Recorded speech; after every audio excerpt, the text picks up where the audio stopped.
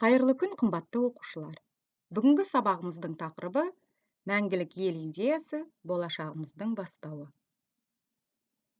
Тақырыбымызды төмендегі мәтінмен бастаймыз. Мәтінді тыңда, дауыстап оқы. Мәңгілік ел идеясының тарихы 3 негізден тұрады. Оның біріншісі көне түркі жазба ескерткіштеріндегі мәңгілік ел идеясы. Тоныкөк ескерткішінде мемлекеттің тұрақты болу үшін билікті ұстап отырған қаған мен ақылгөй дананың ауызбіршілігі, елдің бірлігі үшін ынтымақ болу қажеттілігі айтылады. Екіншісі, Әл-Фарабидің «Қайырымды қала тұрғындары» шығармасы. Үшіншісі, Жүсіп Баласағұнның «Құтты білік» дастаны. Жүсіп Баласағұн дастанындағы басты кейіпкер күлтегінді түркі мәдениетін жалғастырушы, мәңгілік ел бағдарының қолдаушысы ретінде көрсетеді. Яғни балалар, мәңгілік ел идеясының тарихы 3 негізден тұрады екен, Оның біріншісі Тоныкөк ескерткіші, екіншісі Әл-Фарабидің «Қайырымды қала тұрғындары» шығармасы, үшіншісі Жүсіп Баласағұнның «Құтты білік» дастаны екен, Ендеше келесі тапсырмаға көшейік. Төмендегі диаграммаға есте сақталған сөздерді жазып шығайық, балалар.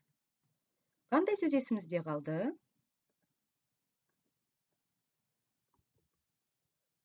Жақсы, ел сөзі. Тағы қандай сөз таныс мәтінде бұрыннан бері біз білетін?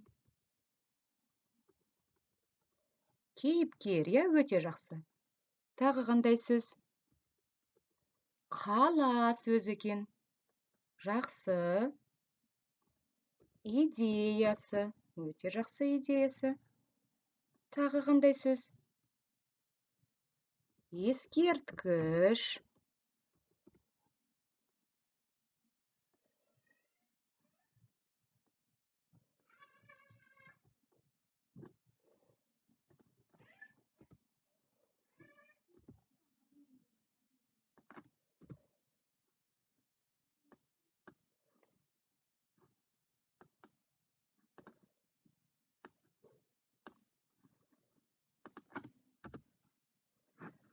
Жақсы. Келесі сөз қандай сөз?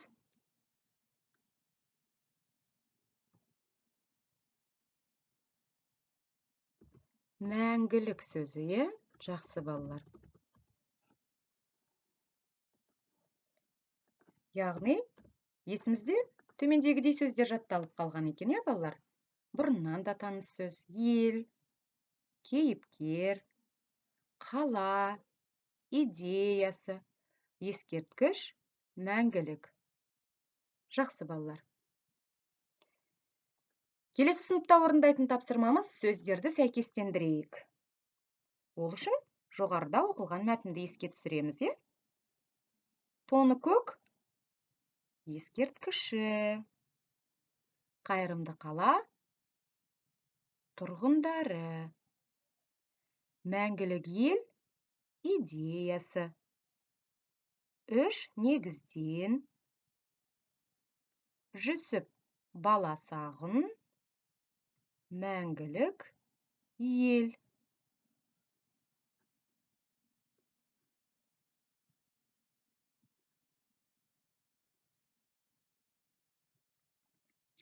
Үй жұмысы ретінде, балалар, 92-ші беттегі оқулықтағы 6-шы тапсырма. Тапсырманы дәптерге орындап, өз пән мұғалімдеріне, өздеріне қол жетімді интернет көзі ресурстар арқылы қайта жолдай аласыздар. Сонан соң пән мұғалімдеріңізден кері байланыс аласыздар. Бүгінгі біздің мәңгілік ел идеясы болашағымыздың бастауы сабағы аяқталды. Сау болыңыздар.